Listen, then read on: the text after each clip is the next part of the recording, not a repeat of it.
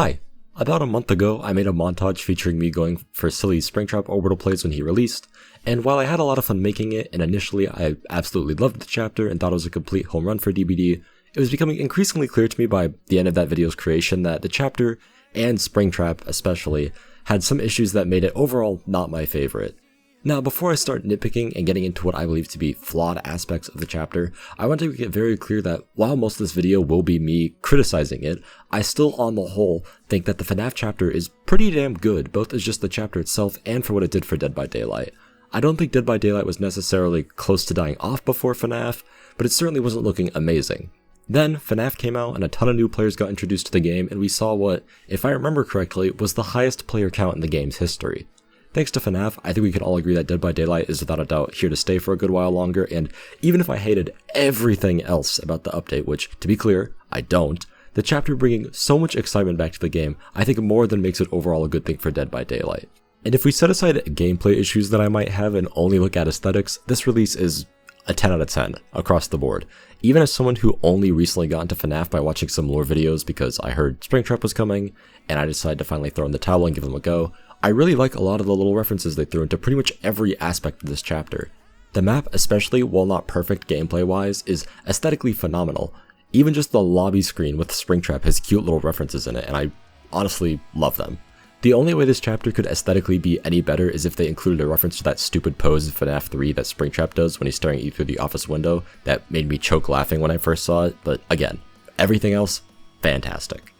Now, like I said, the rest of the video is mostly going to be criticism because, I don't know, maybe I'm just an asshole, but I find that to be way more interesting for building discussion around the game than praise, and I kind of feel like there's way more to say about aspects of something that need work than aspects that are already well done. Unless, of course, that something that is well done is Thrilling Tremors, and in which case I'll happily suck its 10-inch masturbatory flute all day. With that, let's start with the least impactful part of the update, which I believe to be the map, and then build our way up to the perks, and then lastly the killer himself. So, Freddy Fazbear's Pizza. For context, I have played it about evenly on both sides, because while I wanted to play a ton of Springtrap when he released, the queues, as I'm sure you know, were absolutely atrocious. It took me 5 hours of queuing and re-queuing on day 1 to get a single game as him. Overall though, I would say it's fairly even, maybe a little survivor-sided. On the left side of the map, if you're looking at the main building from the front, there's a few good standard tiles and some filler palettes, and on the right, there's obviously Shack, but then almost no good tiles, just a lot of fillery palettes. Oftentimes there's a double palette or even multiple double palettes, but nothing too strong. However, this is made up for by the fact that if you're over there, you are right next to main building, and this map's main building is pretty strong for survivors in my opinion. There are 3 or 4, depending on RNG, very good windows, several very strong palettes, though that kinda depends on the killer, and it's very open so you can easily tell where the killer is coming from and pre-run them 90% of the time. And that's not even what surrounds the main building. The map also feels kinda small, which is overall good for killer, and a big reason I consider it to be pretty well balanced, but that also means it's compact, and even if you eat up a lot of the resources in main building, which is already tricky due to the fact that there are often several strong windows that are easily accessible and you obviously can't permanently get rid of windows, you still have lots of surrounding palettes to work with. It's not an obscene amount or anything, and again, many of them are on the weaker side, but they're nothing to wag a finger at either. As for why I feel that the map is mostly even, I kinda already touched on this, but it doesn't feel too big, even at just a basic 4.6 killer with no mobility. Like, I played Trapper on it for a bit after my Springtrap hype died down, and it was fine, honestly. I still had, like, the usual Trapper problems, of course, but this map didn't feel any more difficult for him than, like, half the maps in the game. And another thing is that, yeah, the main building is strong, and there are some strong structures, like, obviously there's Shack, and then a few jungle gyms usually, but the main building isn't, like, obscenely bad for killer or anything, and some decent tiles don't suddenly make a map super hard for killer. As a quick little, mostly unimportant note, I don't know if you can actually trigger balanced landing on this map. Like, I tried hopping off the stage with it, or out the back, but it just didn't go off. I do know, however, that the lower FPS you play on, the more places balance can trigger, so maybe if I wasn't on 120, I could. Who knows? The map, weirdly, also doesn't feel like it was designed with Springtrap in mind in some minor regards. Like, it's not bad for him by any means, but there are a couple things that annoyed me on this map more than, honestly, most others while playing him. For starters, the hitboxes on some of the objects in the main building are weirdly big, and trying to hit medium-ranged axes is kinda undoable if they're in the way because of how big the hitbox is, but, you know, these aren't the biggest deal. They're annoying, but don't really bother you that often. What is an annoyance is the ridiculously tall hitbox on the tables outside that make it so you can't hit survivors with your power at them. I'd like to reiterate that the tables are like half your height as Survivor, and like a third of your height as Springtrap, but they must have bought the special deal extra tough Dick's Sporting Good Igloo Cooler because there is no hitting over the shit unless you like orbital it up over the table. These pallets aren't like super safe anyway, so it's not unplayable or anything, but like, why?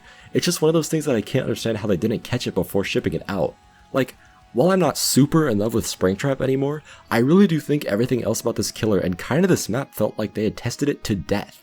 Springtrap released in a very polished state, so it makes it even more confusing how something this prevalent to this killer on the new map got through. I'm getting rambly, I know. Like I said, the pallets are pretty weak at these tables, so it doesn't matter much anyways. It's just really confusing to me is all. Now, there is one more issue that I, as well as a lot of other players, had with the map, and it's actually the most problematic part of the map, for me at least, and that was the really weird lighting. For instance, the car on the left side of the building has lights that actually make it really difficult for me to see, especially as killer, and like, congrats, if I'm running my axe and you go into the light, you've gained invulnerability until I make it out of those lights. I have to guess where you are. The weird thing is though, sometimes it's an issue and sometimes it's not at all. I don't know what randomly causes the lights to be different in some games, but sometimes it's atrocious and other times it's working as intended. There are a few other spots, like there are lamps and phone booth props that could spawn on the map and they too have this issue, but thankfully they aren't usually as prevalent in Chase. Still an annoyance though. Again, overall, I do think the map is pretty well designed, and that's not even considering aesthetics. As I said, the aesthetics are brilliant. But these are just some weird annoyances that I noticed, and I hadn't seen that many people talk about them, so I figured I'd bring them up. And the lighting especially, man, just, it sucks. It sucks. If they fix it, I think the map would genuinely be so much better, because half the matches I play on this shit, my eyeballs hurt, and half of them, they're completely fine. Moving on to perks now, we first have Haywire. I've talked about this perk in another video, but the window of use is simply too small to get any consistent use out of, and while it's a neat idea, and we saw in the PTB how if they make it stronger, it can be used in really nasty ways on certain killers, personally, I'd revert it to how it was on the PTB, but add some limit, like it can only regress X percentage of exit gate progress total, so that it at least has some use on a few more killers, and if the survivors hold fast, they could still break free from an invul singularity. It's not very good though, and I doubt we'll be seeing much of it. The next perk, Help Wanted, also isn't great, but is certainly a step up in my opinion. On its own, it's nothing special, but compare nicely if you are already running a gen kick build, or if you do what I did and run it with machine learning, save the best for last, and rapid brutality. Do I think this is all that good? No, not at all, but it can be fun.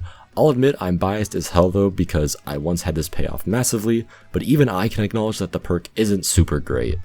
Lastly, there's Phantom Fear, and I think this perk is actually quite good, and specifically really fits well into this chapter's release because it helps new players who might be struggling to track down survivors, and there were obviously a lot of new killer players for this chapter's release. Outside of just the new player thing, though, it's still a good perk. It's solid information that can occasionally come in clutch, even if the cooldown is maybe a little long. That being said, it funnily enough doesn't always work super well with Springtrap because he often doesn't have a tear radius due to a security door ability, but for reasons we'll talk about in a minute, it's very easy to pre-leave against his security doors, so it's often when he needs to know an exact survivor location the most. The perk is, again, still good on the whole though, and I expect that it'll honestly be the only perk of his we continue to see at least semi-frequently into the future. And now it's time to talk about the man himself, Springtrap. Let's start with the smaller part of his power, the security door system. First of all, the stealth from it, while not terrible, is far from great for a couple of reasons. One, as many people are starting to realize, when Springtrap enters a security door, a level of the background ambience just completely goes away until he exits. I don't know why this is, or if it's even intentional, but it makes it so you know what he's doing despite the fact that he's technically gaining a status effect that should help him catch you off guard. Now, there is some value in that if survivors hear this and they know about this trick, they don't know which door you're going to still, so they might get off gens for a few seconds, but that's still pretty minimal. 2, his footsteps are super loud and give him away to the point where if he's on the other side of a wall from you, you can sometimes tell if he doubled back just based on the noise he's making. Like for example, I had a game that I uploaded where I was running a Springtrap for a good chase around the main building, and one of the reasons I was able to do this was because when I was out back and he was still inside backstage, anytime he'd try and cut me off by predicting if I was going to run to the side with the window or the side with the opening, I could just hear where he was, so it was literally impossible for him to get the jump on me when he was trying to do this. And there's just genuinely nothing he could do about this other than buying the fucking pay-to-win glitch trap skin, because no status effect will ever remove his walking sound effects. However, even with these little issues that I just harped on, the doors are by no means worthless and are actually pretty decent on bigger maps where mobility is extra important. They're not great on some of the smaller ones, but that's more of a map issue than an issue with the killer, so I'm certainly not holding it against them. Another issue with the doors is the matter of survivor interaction, or the lack thereof. Now, thematically, I think being able to reveal him with the camera system with the risk of being jump scared if he's not already preoccupied in something like a different chase, and the limited battery is super cool, and this combined with the ability to travel through security offices as a survivor too, are ideas that I love on paper. The issue is their actual effectiveness. Outside of pretty specific scenarios, it's very rarely worth it for you to actually do much with its doors as a survivor. Revealing the exact location of the killer sounds like a pretty strong effect, and there are times where, yeah, it can be, but in practice it's very rarely ever worth doing if the goal for you is to win the match as a whole. Now, I know winning obviously isn't the only thing that matters. Fun is always a huge part of the equation, but while I enjoy doing it, and I like it when my teammates do the same for me, people are generally just going to gravitate towards what's optimal and wins them the game the most effectively. To be clear, I'm not blaming them or even necessarily say that's a bad thing. Winning is fun, and if you have the option to do something, like just sitting on a gen that is simpler, easier to execute, and typically the stronger option if you're trying to win, most players are just going to gravitate towards that. There have been very few times where I, as Springtrap, have actually been revealed with the cameras because most people quickly realize it's just not worth doing or are too worried they'll get caught to even start trying it, and this means that most of the games, this aspect of his security door power might as well not even exist. And I think that this really sucks because the few times where it does happen in a meaningful fashion, I enjoy frantically looking around to try and find whatever door is looking at me, to throw my axe at it before I can finish revealing me and disable it, especially if it's something I can do mid-chase, because then I have to make the split-second decision of, is it worth it to get revealed here and keep my axe? If I do that, am I confident enough that I'll be able to down them fast enough so that my aura being revealed won't matter? Again, it can be pretty fun, it's just not as prevalent as I'd like it to be. Let's move on to his main power, the fire axe. As I said, I was initially having a lot of fun with this. I immediately started to go for crazy orbital shots, and that is undeniably the most fun way to play him, but I also quickly realized that it's undeniably the weakest way to use his power because of just how inconsistent it is. Even when I got to the point where I was hitting a few every game, I never really felt like I couldn't be winning more if I was just playing him quote-unquote normally. Now, don't get me wrong, even when you're playing him normally or playing against a Springtrap who's choosing to play normally, he could still be fun. I don't know if there's a lore reason for him having a fire axe as his main power other than him being trapped in a burning building, but it's still a fun range projectile that's satisfying to hit, and getting the follow-up of the grab can be pretty dopamine inducing, I'm not going to deny that. However, most Springtraps don't go for even just max range non-orbital shots despite the fact that he can be pretty consistent at those.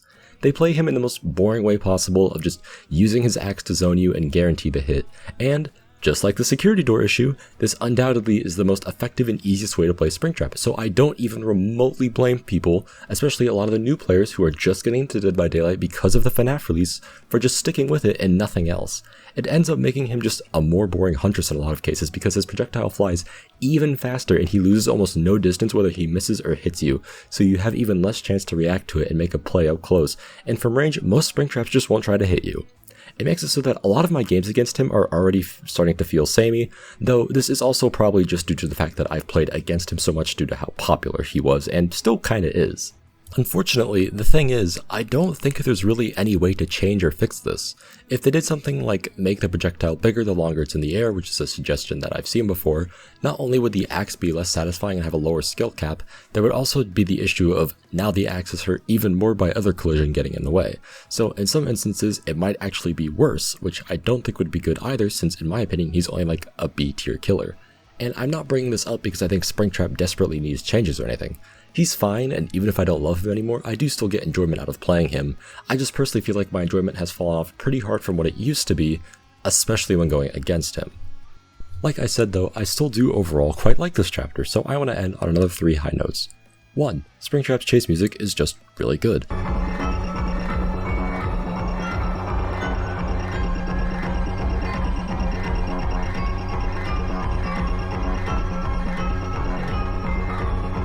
I think the only 2 chase musics that I might like more, though they're honestly all pretty close for me, are Legion and Wesker. I'd say Wesker is definitely number 1, but Legion and Springtrap are pretty close. Number 2, while I no longer find his gameplay the most interesting, Behavior undeniably cooked so hard with his add-ons. I think these are some of the most interesting and fun add-ons they've designed in years.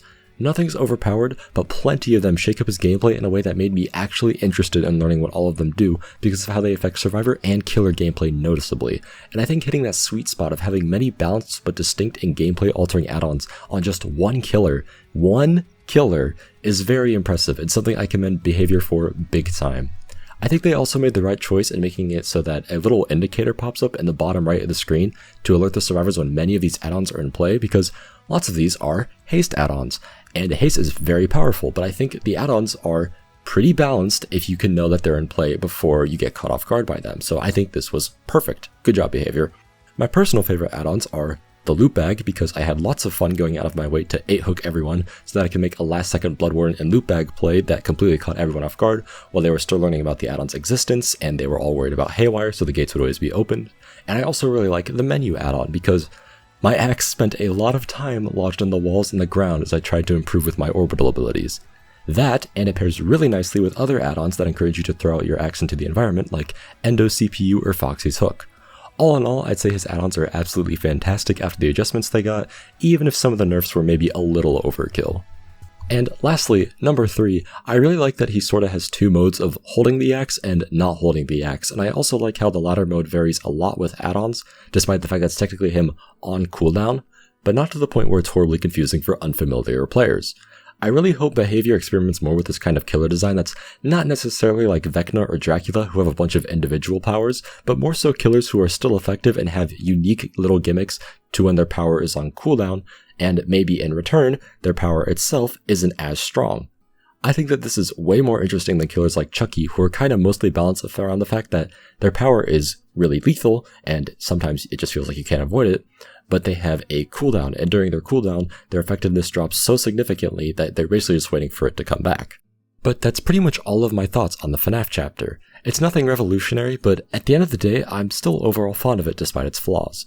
If they fix the lighting on the map, it'll probably honestly be one of my favorites in the game, and even if I have my nitpicky issues with Springtrap's power on both sides, they aren't at all deal breakers, and I am still pretty happy with how he turned out gameplay-wise, and very happy with how he, as well as just about everything else in this update, turned out aesthetically.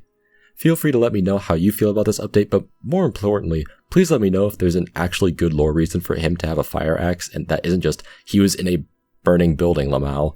My only interaction with the lore is my recent viewing of a couple of videos and prep for his release, so I'm sure there is one, I probably just missed it. That's all I've got for now though, so have a good one.